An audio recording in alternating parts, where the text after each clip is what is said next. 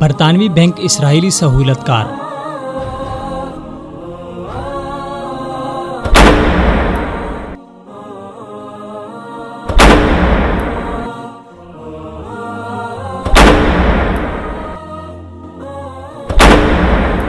برطانوی high street banks مثلاً HSBC اور برکلیز فلسطینیوں پر اسرائیلی مظالم میں حصہ دار ہیں، کیونکہ وہ ان کمپنیوں کو ادھار دیتے ہیں جو اسرائیل کو اسلحہ فراہم کرتی ہیں۔ فلسطینیوں کے خلاف اسرائیل کو اسلحہ اور عسکری ٹیکنالوجی فراہم کرنے والی 19 کمپنیوں اور برطانوی مالیاتی شعبے کے درمیان گہرے تجارتی تعلقات ہیں۔ ہتھیاروں کی اس مہلک تجارت کو نہ صرف برطانوی حکومت سہولیات فراہم کرتی ہے، بلکہ برطانوی بینکس اور مالیاتی ادارے ان کمپنیوں میں حصص خرید کر اسرائیل کی عسکریت پسندانہ جبر میں حصہ لیتے ہیں۔ یہ بینکس ان کمپنیوں کو فوجی ٹیکنالوجی اور ہتھیاروں کی تیاری کے لیے قرضے کی سہولت دے کر اسرائیلی انتہا پسندی سے منافع کی صورت میں فائدہ اٹھاتے ہیں اور فلسطینی عوام کے خلاف اسرائیلی جرائم میں برابر کے شریک بنتے ہیں۔ BAE سسٹمز، جنرل الیکٹرک اور لاک ہیڈ مارٹن جیسی عسکری ٹیکنالوجی فراہم کرنے والی کمپنیوں میں ان بینکس کے 108 بلین پاؤنڈز کے شیئرز ہیں۔ HSBC بینک کے 831 ملین پاؤنڈز کے شیئرز ہیں، جن میں F-16 لڑاکا طیاروں میں ہدف کے انتخاب کا ڈسپلے تیار کرنے والی کمپنی BAE سسٹمز میں 180 ملین پاؤنڈز کے شیئرز ہیں، جس کے طیارے اسرائیل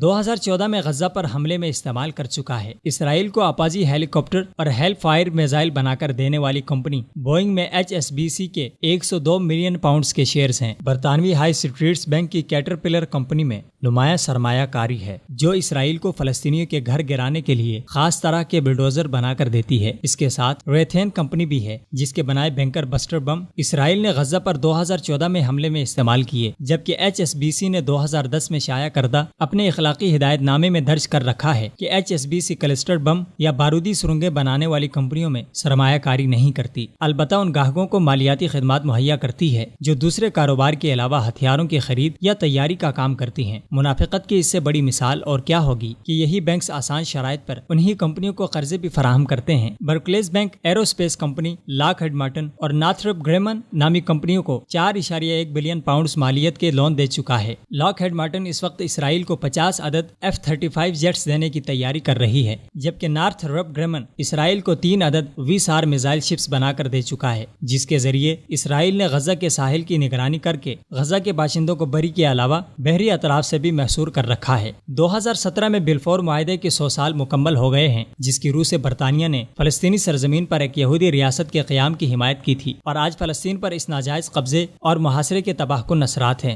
جس نے فلسطینیوں پر انسانی حقوق کی خلاف ورزیوں پر مبنی بدترین نظام مسلط کر رکھا ہے، اور لاکھوں فلسطینی شہری غربت و جبر کی زندگی گزارنے پر مجبور ہیں۔ اس ظلم و ستم میں برطانیہ کی حکومت کے علاوہ اس کے وہ ادارے بھی شریک ہیں جو اسرائیل کو کسی بھی قسم کی مالی، قانونی، سیاسی یا اخلاقی مدد فراہم کر کے انسانی حقوق کے اصولوں کی دھجیاں بکھیرتے ہیں۔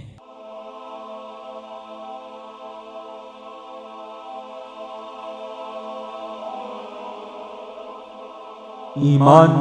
کی کرن، ہدایت کی شمع، وصال اردو۔